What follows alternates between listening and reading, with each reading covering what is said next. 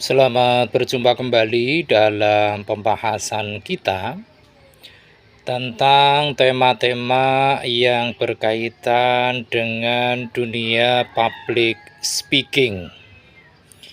Dan pada kesempatan kali ini, kita akan membahas tentang teknik vokal dalam public speaking.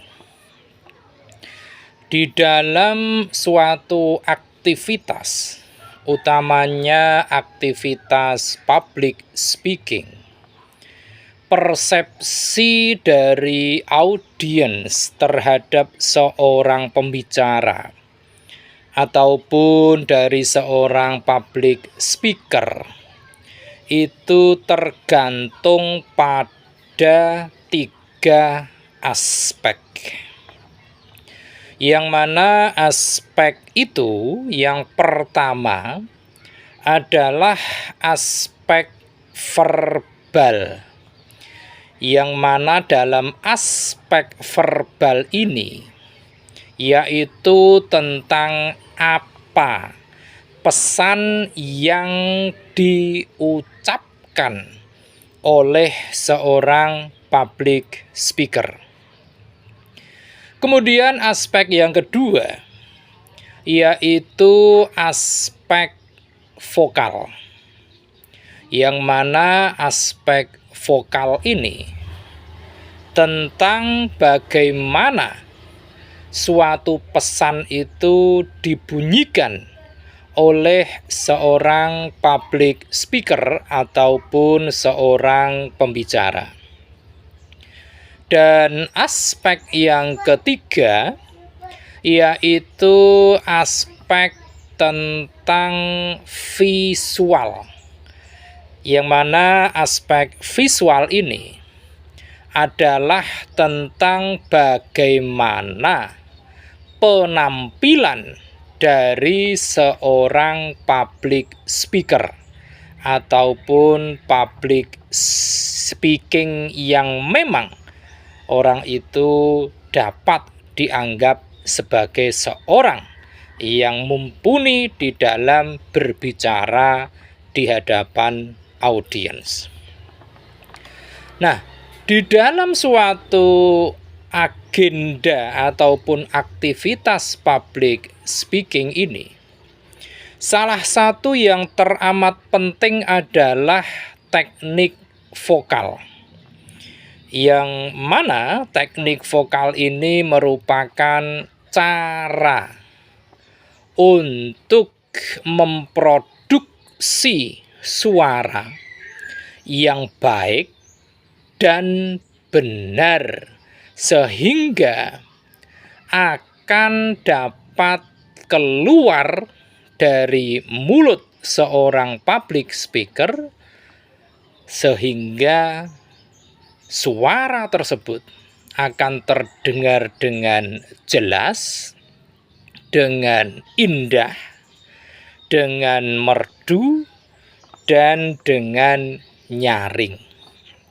Itulah tentang teknik vokal. Nah, di dalam unsur vokal itu sendiri terdapat beberapa karakteristik utama, yang mana karakteristik tersebut yang pertama itu pola titi nada, atau dalam istilahnya sering dipakai dengan pitch. Pola titi nada ataupun pitch ini merupakan tentang tinggi atau rendahnya nada vokal suara, di mana suara yang lebih rendah biasanya di dalam unsur titi nada ini cenderung mengandung kepercayaan dan kredibilitas. Ini adalah karakteristik yang pertama. Kemudian di dalam vokal, karakteristik yang kedua adalah tentang volume. Yang mana ini merupakan keras atau lembutnya nada orang yang memiliki suara-suara yang mana suara ini berbeda-beda dari setiap orang dan juga tergantung pada situasi dan topik pembicaranya. Ini tentang volume. Kemudian yang ketiga adalah tentang kecepatan irama, di mana kecepatan irama suara ini sering disebut dengan ritme. Ini mengacu pada kecepatan manakala orang berbicara. Orang itu akan cenderung berbicara cepat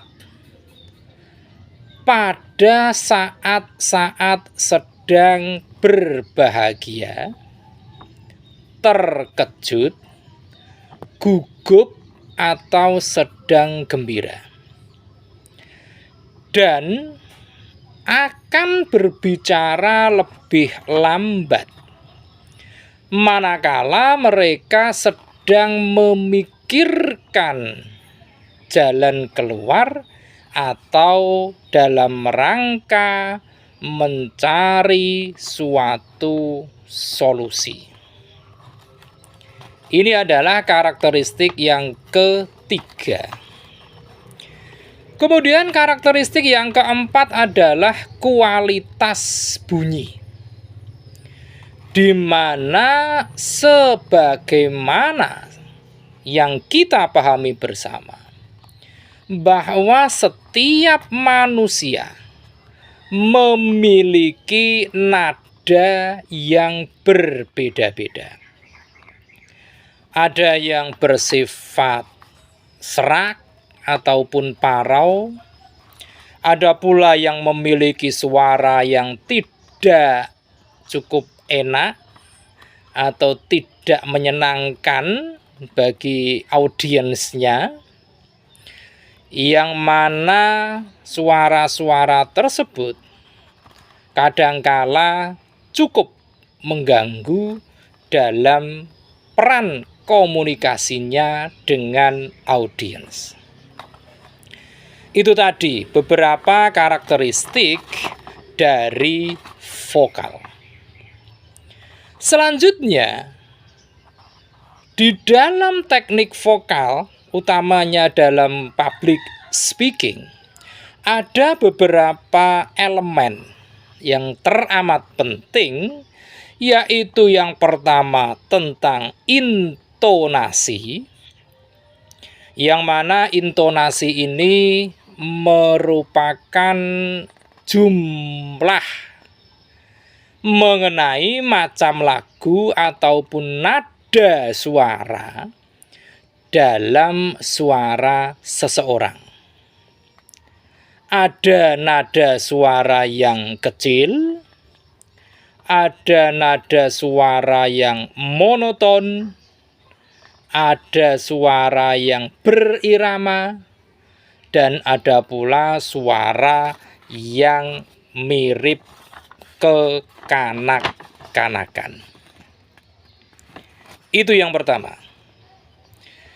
Kemudian elemen yang kedua yaitu aksentuasi, yang mana aksentuasi ini adalah suatu penekanan suara pada suku kata ataupun kata.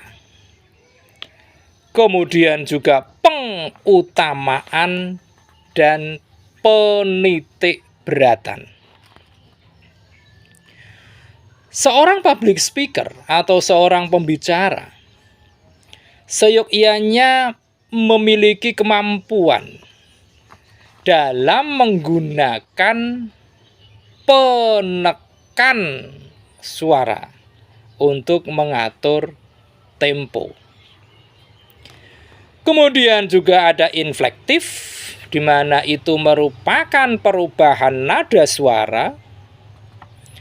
Ada pula tentang gaya, kemudian juga tentang penghafalan dan interaksi kata dengan gerak-gerak tubuh yang lain.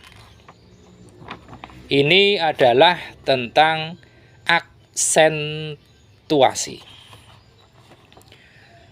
Kemudian selanjutnya ada pula yang disebut dengan artikulasi. Yang mana artikulasi ini merupakan kejelasan pengucapan maupun tuturan bahasa. Yang mana artikulasi ini sangat-sangat berkaitan dengan pengucapan huruf, utamanya huruf vokal maupun konsonan. Nah, artikulasi ini haruslah jelas dalam pengungkapan ataupun pengucapan vokal. Sekaligus ini akan bisa menyenangkan dalam tanda kutip telinga dari para audiens.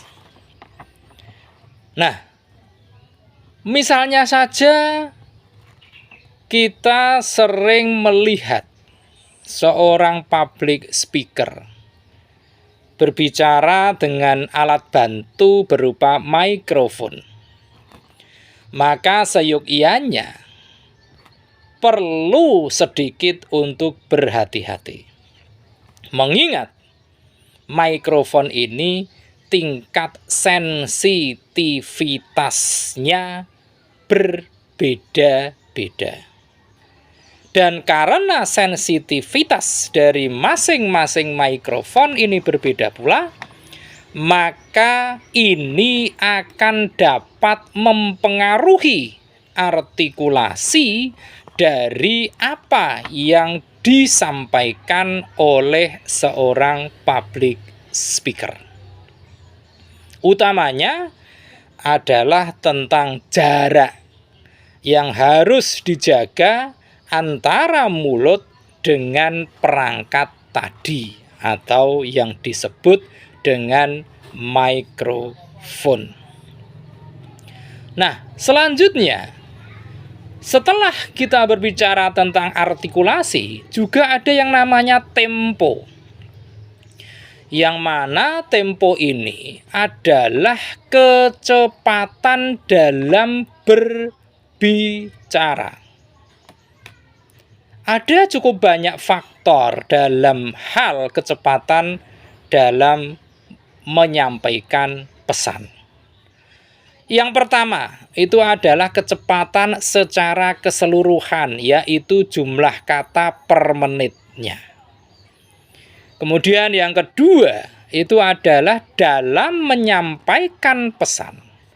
Itu diperlukan yang namanya kemampuan dalam mengatur dan membaca audiens. Apakah audiens itu telah mampu mencerna sesuai dengan kecepatan berbicara yang sedang kita lakukan? Apabila audiens terlihat bingung ataupun merasa tidak jelas, maka kita perlu untuk mengatur tempo dari penyampaian pesan kita kepada mereka. Kemudian berikutnya yang kelima, yaitu tentang infleksi. Di mana infleksi ini merupakan perubahan nada suara. Seorang public speaker atau seorang pembicara itu tentunya harus familiar dengan apa yang disebut rutinitas latihan tentang infleksi ini. Infleksi ini merupakan proses morfologis yang melibatkan yang namanya berbagai organ-organ yang ada di dalam tubuh kita. Oleh karenanya, ini dapat bersifat sistematis, dapat diprediksi, kemudian juga bersifat konsisten dan tidak mengubah identitas leksikal. Nah, kita lanjutkan. Berikutnya adalah bahwa kalau kita berbicara tentang public speaking, utamanya tentang teknik vokal ini, tadi sempat kita singgung apabila seseorang ataupun public speaker berbicara dengan menggunakan alat bantu berupa mikrofon, maka ada beberapa hal yang perlu untuk diperhatikan manakala mikrofon itu sudah berada di tangan seorang pembicara ataupun public speaker. Apa yang diperlukan dan perlu diperhatikan manakala berbicara dengan menggunakan mikrofon? Yang pertama, kita harus paham bahwa ketinggian dari mikrofon itu paling rendah adalah sebatas dagu dan paling tinggi sebatas mulut. Ini yang pertama.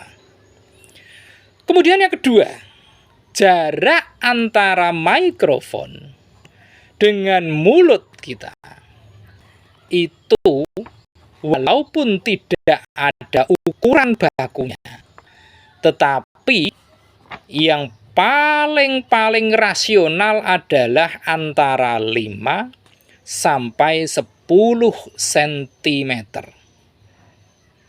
Tentu ini harus disesuaikan dengan volume suara. Yang ketiga, yaitu kita harus memastikan bahwa mikrofon itu telah dalam keadaan on manakala kita akan berbicara, sehingga tidak perlu lagi untuk kita mengetuk-ngetuk ataupun meniup-niup mikrofon tersebut. Ini yang ketiga. Kemudian yang keempat, kita perlu juga memperhatikan tentang arah dari mikrofon. Dan yang paling baik, apabila kita menggunakan mikrofon, maka arahkan mikrofon tersebut untuk condong ke atas. Ini adalah yang perlu kita perhatikan manakala kita sedang maupun akan berbicara dengan menggunakan alat bantu mikrofon. Manakala kita berbicara di depan publik ataupun audiens, seringkali kita itu membuat berbagai kesalahan yang mungkin itu tidak kita sadari. Kita dalam hal ini perlu untuk memperbaikinya. Apa kesalahan-kesalahan yang biasa kita lakukan? Pertama, seringkali kita itu malas membuka mulut.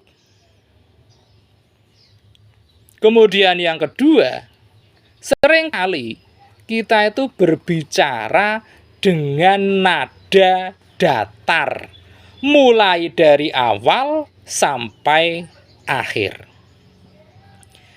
Yang ketiga, seringkali kita tidak bisa mengontrol kecepatan berbicara kita. Seringkali orang berbicara terlalu cepat. Inilah pembahasan kita tentang teknik vokal di dalam aktivitas public speaking. Mudah-mudahan ini akan lebih memperluas wawasan kita semua tentang dunia public speaking. Dan kita akan lanjutkan dengan pembahasan kita tentang berbagai tema yang tidak kalah menariknya pada sesi-sesi berikutnya. Terima kasih atas perhatian Anda semua. Jangan lupa setelah menyaksikan tayangan ini, silakan klik di layar Anda untuk like, komen, share, dan tentu saja jangan lupa subscribe.